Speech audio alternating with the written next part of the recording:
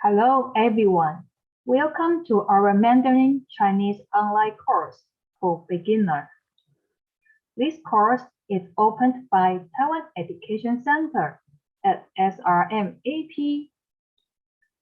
My name is Xingyi Huang, and I'm the Mandarin Chinese instructor of Taiwan Education Center at SRMAP. Today's lesson is Introduction of Mandarin Chinese. I would like to introduce something about Mandarin Chinese to you. But before today's lesson, I would like to know what the reason you learn English is. There are many reasons that people learn English. No matter what reason, I think it is because English is a leading language of international discourse and the largest language by number of speakers. If you can speak English, it means you can link up with the world and community with at least 1.5 billion people in the world. So I guess it's the reason why people choose learning English, isn't it? Based on the same reason, why don't you start learning Mandarin Chinese? Let's take a look here, and I will explain you why I say so. Mandarin Chinese is now an official language of both China and Taiwan, one of the 4 official languages in Singapore. As we know, China is a huge country, and there are many dialects in China. Therefore, in some regions, Mandarin Chinese is official, but not as a primary native language.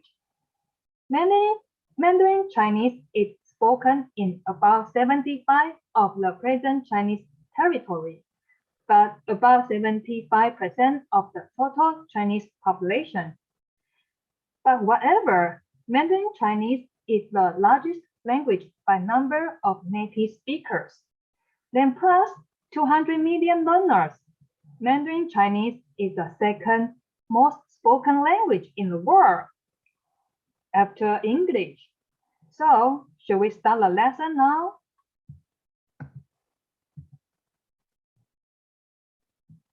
Writing system. There are 2 types of Chinese writing system. One is traditional Chinese character, and the other one is simplified Chinese character. As you can see here, this is traditional Chinese characters, and this is simplified Chinese characters. Traditional Chinese characters remain in common use in Taiwan, Hong Kong, and Macau. The traditional characters have taken shapes since the clerical change and mostly remained in the same structure they took at the introduction of the regular script in the 2nd century. Over the following centuries, traditional characters was regarded as the standard form of plain Chinese characters, or literally Chinese, throughout the hemisphere until the middle of the 20th century. Simplified Chinese characters had been promoted for use since the 1950s. They are officially used in China, Malaysia, and Singapore.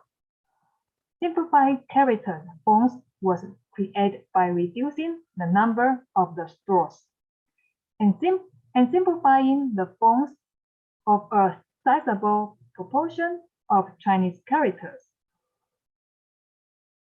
Let's take a look for these 2 types of writing systems and see what the difference of these 2. There are 6 ways of creating Chinese characters, and the pictographs are the oldest and the first way we start creating Chinese characters. Here is the example. You can understand the meaning of this traditional Chinese character easily from this picture. It means door, 门. And the simplified Chinese character is just like this. It doesn't look store, isn't it? It is probably easy to write, but definitely not easy to recognize and memorize. There is one more example for your reference. 车 car. Actually, these two types of writing systems all have their own advantages and disadvantages. They all depend on the learner, even though I prefer traditional Chinese characters. Features. Here are 5 features which highlight the comparison between Chinese and English. The first one, Chinese is non-tense language. Tense is a grammatical device such that the verbs change according to the time of the event in relation to the time of speaking. Chinese doesn't operate with this device, but marks the time of event with time expressions, such as today or tomorrow in the sentence. The verb remains the same. As you can see the sentence here, yes, the verb go, we don't change at all for the tense, for tomorrow, today. The second one is nouns in Chinese are not directly countable.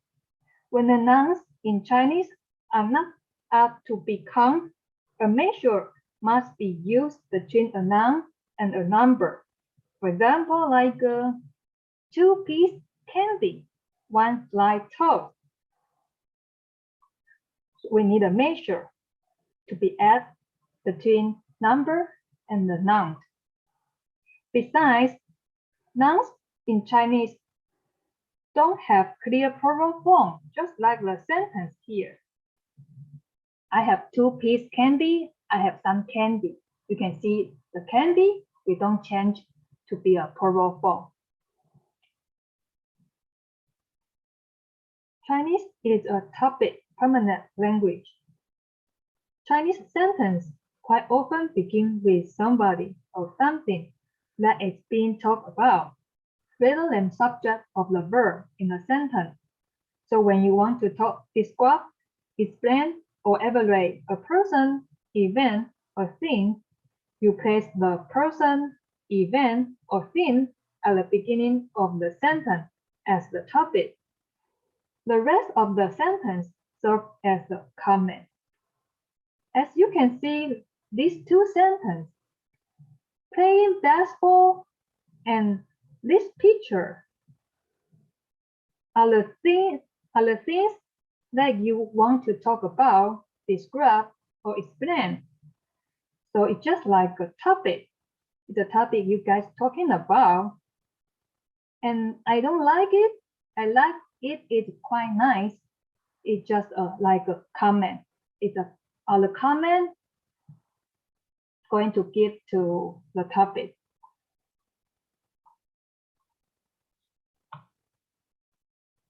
Next one is Chinese tends to drop things in the sentence. What does it mean, drop things in the sentence? I will give you a few sentences and then you will get it. The first example, drop everything except the verb. Because in this sentence, you will know come is the most information people want to know, so we don't drop that. And rest of the things is not important, so we drop it. And the second example, drop the subject, because I'm asking you and I'm answering. So in that case, of course, we know the people saying buying some jeans. If I say I buy some jeans. So in this case, we drop the subject. And the last one, drop the object. As you can see here, the bicycle is the topic we are talking about. So of course I answer, I ride this bike. So we drop it. And From these three sentences, you probably find out this situation happens when what is dropped is easily recoverable or identifiable from the context of conversation. The last one feature.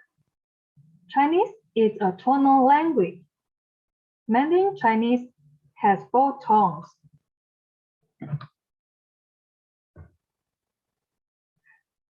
The first tone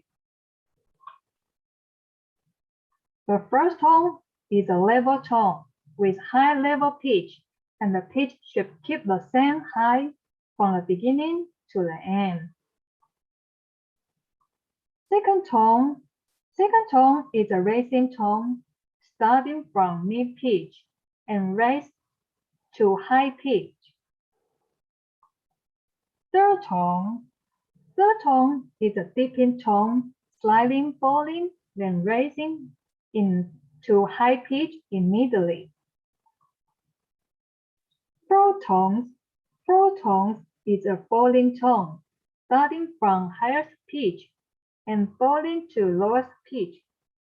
It's a short and sharply tone. Neutral tone is pronounced short and unstraight.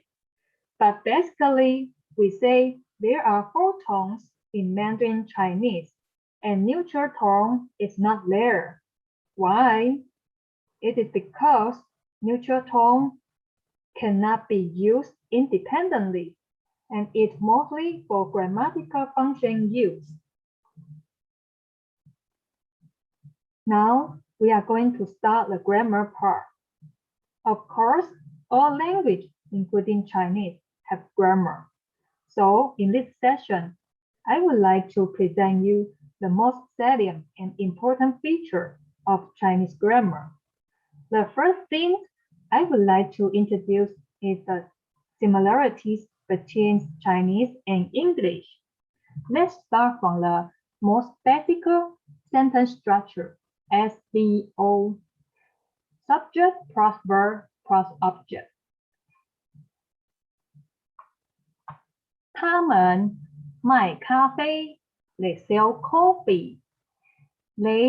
他们 sell 卖咖啡 coffee.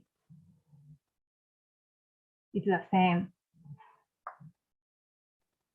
The second, auxiliary verb plus verb. Auxiliary verb go before verb. You can sit down. Can 可以 sit 坐. Adjective go before noun. Sour cream, sour 酸 cream 奶油. Preposition go before its noun. At home, at 在 home 家. Demonstrative go before noun. These people, these 这些 people 人.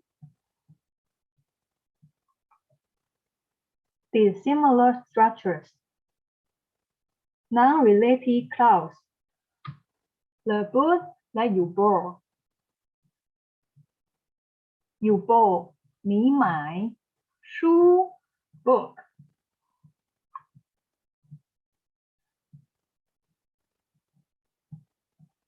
Adverb go before verb. Eat slowly. In Chinese we say 慢慢吃慢慢吃慢慢 slowly 吃 eat. Subset. In Chinese, we used to start from the big things to the small things. For example, the first one, the date. In English, you will start from the date, the 5th of September, 1967. But in Chinese, we start from the big things, the year, the month, and the date. because 1 year have 12 months and 1 month have 13 days. So we start from the 15th year to a day, to 1 day. And for the address, it's the same. Taiwan is bigger than Taipei, and Taipei is a part of Taiwan. So we will say Taiwan, Taipei. And the name are the same. Name, family name, it always go before your name. Wang, for example, my name, Wang. Wang means family name, so it means one family. In Xingyi, it's just a name for one person.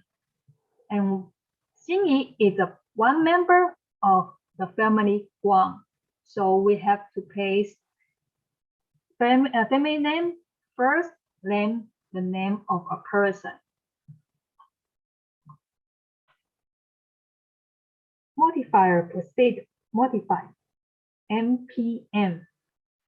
MPN is one of the most important grammatical principles in Mandarin Chinese. We see operation in the last 2 chapters, so that adjectives come before nouns.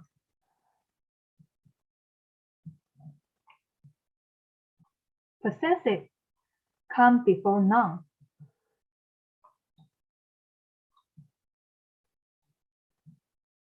Let's take a look. Just like we talked before, the adjectives come before nouns like sour cream, 酸奶油, and just like also my brother, 我的哥哥, and these people, 这些人. Related clauses come before nouns. Adverb come before verbs. Let's take a look. Here, the book that you bought. 你买 you bought. 书 book. And eat slowly. 慢慢吃慢慢 slowly. 吃 eat.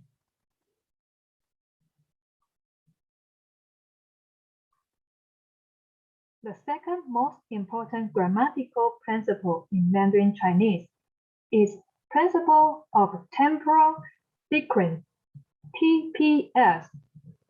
Components of a Chinese sentence are lined up in accordance with the sequence of time.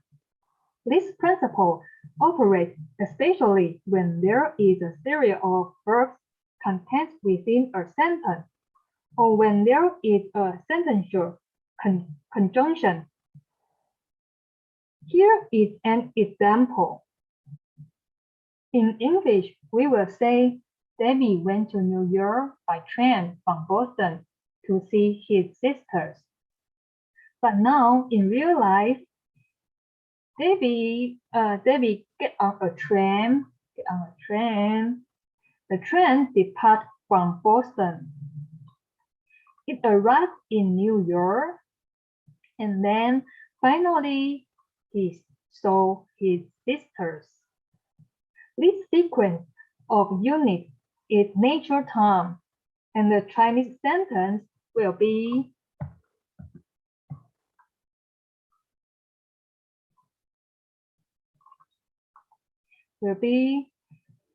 大卫坐火车从波士顿到纽约去看他妹妹。In other words, Chinese complies strictly with PTS. PTS is also seen operating in the verb complement constructions in Chinese. The verb represents an action that must have happened first before its consequence. Here are some examples. 杀死 First, you have to kill a person first, and the consequence is 死 and the people dead. So you kill person until he's dead.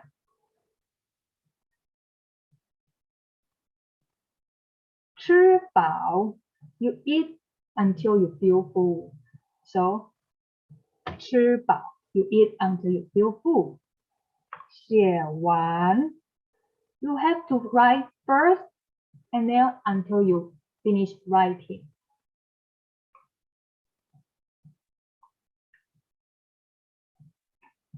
Today's lesson is the end. Let's review it. First one, Mandarin Chinese is the second most spoken language in the world after English. Second one, there are two types of writing systems in Mandarin Chinese. One is traditional Chinese characters, and the other one is simplified Chinese characters. Traditional Chinese characters remain in common use in Taiwan, Hong Kong, and Macau. Simplified Chinese characters are standardized Chinese characters used in China, Malaysia, and Singapore. Third one, Mandarin Chinese has 5 main features. Do you still remember what these are? I will leave you this question, and you can try to answer to check whether you learned properly or not. 4. The 2 important grammatical principles that you have to know in Mandarin Chinese. The first principle is MPM. Modifier precedes modified. The second one is PTS. Principle of temporal sequence. After this lesson, do you still think Mandarin Chinese is difficult? I hope not.